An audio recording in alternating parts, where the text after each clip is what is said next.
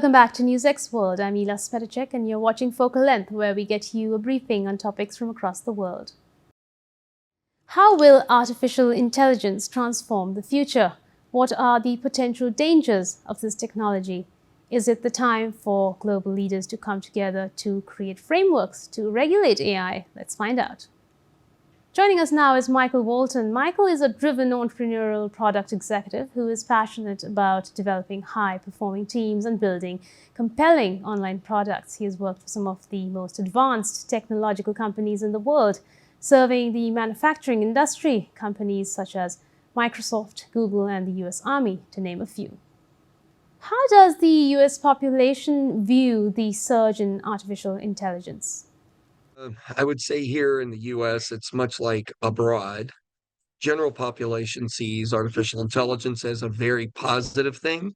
However, there are some who would say the things like, oh, it's going to take over my job, or, some very salacious, extreme kinds of examples.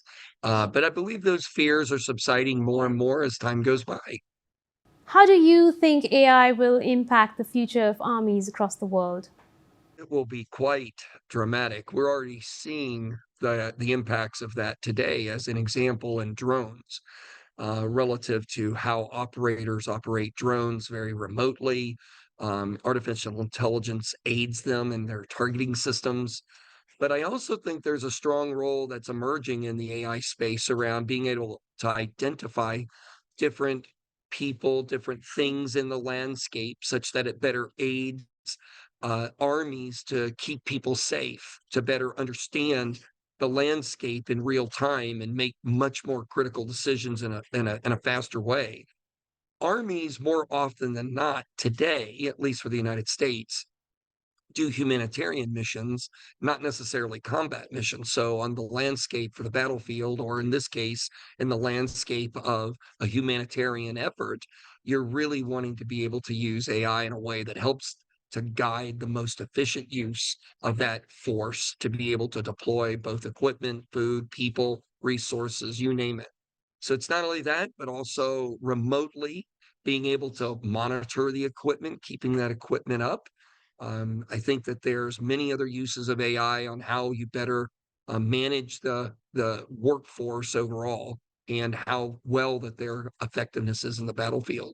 Now, I could think of so many things, between headsets that are currently being tested, to different assistant AI relative to future force on the battlefield, and all the different scenarios that different militaries engage in. What are the potential dangers of AI for society, in your opinion? Well, I think that so for us, when we say AI in our company, we think of it as augmented intelligence. We're augmenting the human, augmenting the device, the machine, augmenting the process with artificial intelligence to better do that, whatever it is that is, better. And it's certainly working very well in doing that. I think in everyday use cases, you see AI with your phone, your calendar, your email, your productivity in the workspace, or even when you do your cooking at home and being able to get assistance in understanding what you could do in your recipes, your formulas at home. Um, I think it aids us in all kinds of ways in the classroom, with our children learning today at the higher education level, all the way down to grade school. So I see all these positives. I'd say the negative is it can be misused. I'll give you a great example. I had a friend of mine recently come in contact with a deep fake AI. It was some Hollywood actress saying that buy this thing, go here, and it will. I forget what it was doing, but anyway, it was a fake, and it was AI driving this, and this person went out and actually got their identity stolen from that engagement. So it can be very, very harmful if used that way. I would say that we still have a long way to go on being able to put up the parameters, and, if you will, to control the use of AI in a way that is safe for everyone and for machines, etc. Um, I still think we're not there. We need to be able to get some regulations in place that really assure being able to use AI in a way that is augmenting how people do it and do things in a way that are very safe. There's big updates on the recipient of the first neural link chip and how it's given a man paralyzed shoulders down the ability to control the computer. How do you view this progress? I mean, I like it. We use it in manufacturing, we use it in other industries, and it's worked out really well, but it can be very, very bad if somebody is trying to use AI to advance through the security side of it and being able to get controls of anything as a machine, such as a machine on a plant floor, a laptop, a vehicle, a car. It can be really, it's the effects could be very bad. And so my point around that is we need to be as vigilant in our security protocols and our defining new ways to prevent those types of things, remotely being able to access and control machinery or devices, the same as we need to also pursue advancing AI. I think that there's an equilibrium that is taking place and needs to continue as we move forward. Do you think the world governments need to come together to work proactively on creating frameworks for artificial intelligence? Yes. I put an exclamation point behind it because what's happening is not to be political about it, but we see restrictive laws passed, say, in India, in the United States, in other regions, say in Canada, and then these nefarious entities will go and they'll go to a country where the laws are not as restrictive, and it's more favorable for them to operate in a malicious way. And so they go out and they actually do many of these AI attacks, whether it be cyber attack, be controlling a machine, disrupting operations, stealing identities or wealth. They do this in a way that, in part, because those laws allow them to operate that way. We need a lot better rules and restrictions globally on how it's used. How do you think AI will transform lives in the future? What's going to be the most exciting areas? In the world today, the waste in the food ecosystem is between 36 and 37%. Think about what I just said. More than a third of the food grown or harvested, collected, never makes it to the plate, ever. That is just unconscionable in my mind. AI is going to drive better ways of harvest such that it's greater efficiency, greater degree of yield in the factories where we make our food.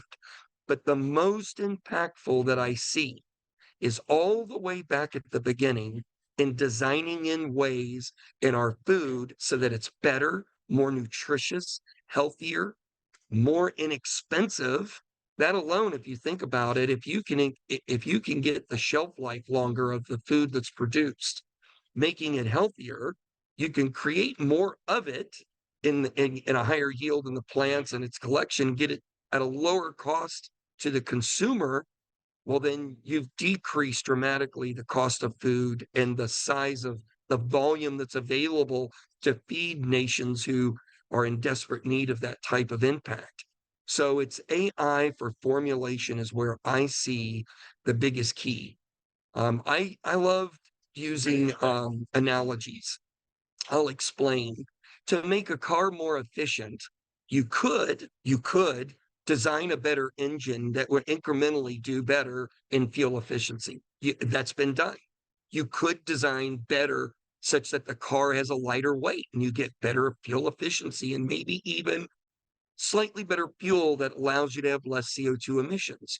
Or you could go back to the drawing board and be able to recreate the car, and that's occurred globally with different types of vehicle powering systems such as electric vehicles. I'm saying using AI to formulate food in a way that it's better, natural, healthier for everyone will make that yield higher and better. That's the key. As a former US Army veteran, your thoughts on the Russia Ukraine war and the Israel Hamas war. Where do you see the end? So my heart actually goes out to both sides. As a prior commander, as a combatant commander, I I would say to you that both sides, I'm hoping, can come to agreement in very, very short order.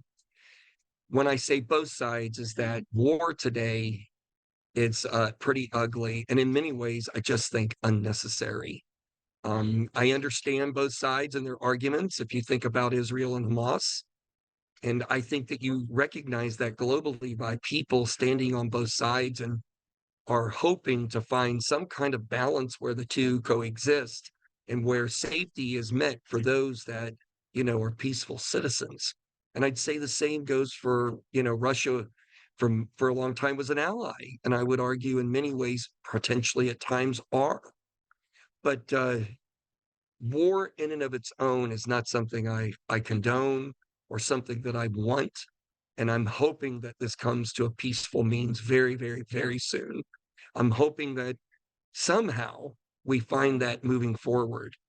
Although I will share with you something that's probably going to be a little salacious in that I'm very fearful that giving more weaponry that is more higher tech only escalates the rules of engagement between two.